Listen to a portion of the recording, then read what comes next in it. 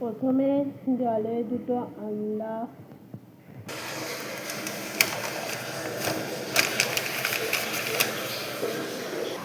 এখানে আমি 3টে আলু নেব, একটা বড় সাইজের পেঁয়াজটা ঠিক এতটা বড়, আদা রসুন এগুলো ফটাফট কেটে ফেলবো এবং আলুটা সিদ্ধ বসিয়ে দেব। চলো, আলু ডিম হয়ে গেছে, পেঁয়াজ আদা রসুন কেটে দিয়েছি, এগুলো আমি একটা পেস্ট বানিয়ে ফেলবো। এখানে আমি 5টা কাঁচা লঙ্কা দিয়েছি, ঝালটা আপনারা নিজেদের মতো দেবেন। পেস্ট করা হয়ে গেছে, এবার আমি একটু বাকি আন্ডা সিদ্ধ প্রায় হয়ে এসছে। আমি স্নান করে আসি, স্নান করে এসে এটাকে আমি ব্যবস্থা করব। চলো, দেখা হচ্ছে স্নান করে আসার পরে। প্রথমে আমি সর্ষের তেল দেব আলু আর ডিম ভাজার জন্য।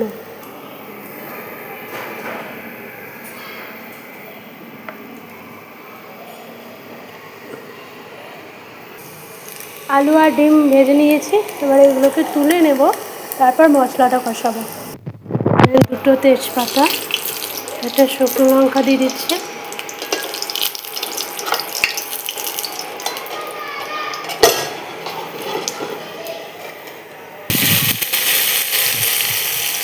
মশলাটা আমি দিয়ে দিলাম। মশলাটা 2 মিনিট কষবো, যতক্ষণে এর থেকে আদা রসুনের গন্ধটা চলে যায়।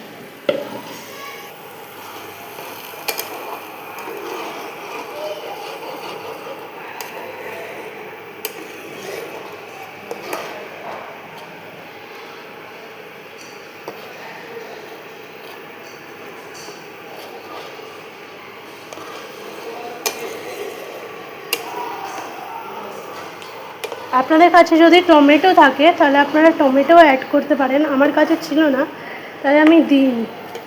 এতে এবার আমি আস্তে আস্তে মশলা অ্যাড করব। প্রথমে দেবো হলুদ,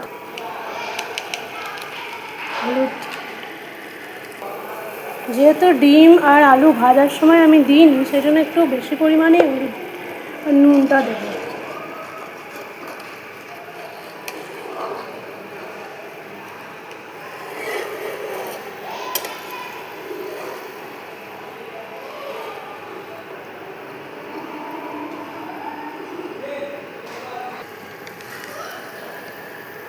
এক চামচ ধনে গুঁড়ো,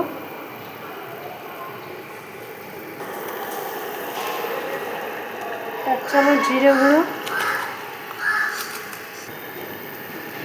কাশ্মীরি লঙ্কার গুঁড়ো,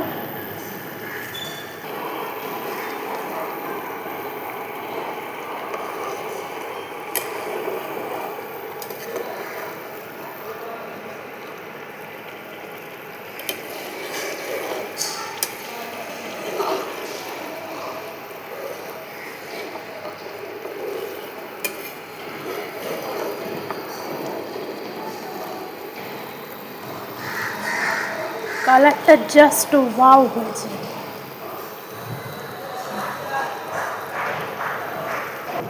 আমি যেহেতু কারি করব সেই জন্য এরকম একটু মাখা মাখা হয়ে এলে গ্রেভিটা, তখন আমি আলু আর ডিম দিয়ে দেবো।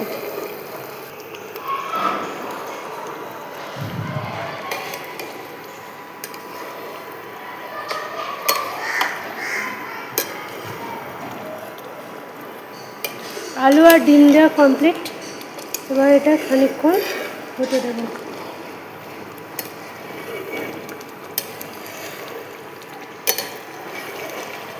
একটু মাখা মাখা হয়ে আসলে এটা আমি নামিয়ে দেবো।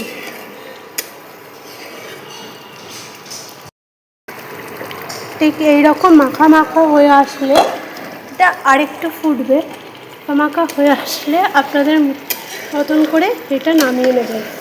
এটা আমার হয়ে গেছে, এবার এটাকে আমি নামিয়ে নেব।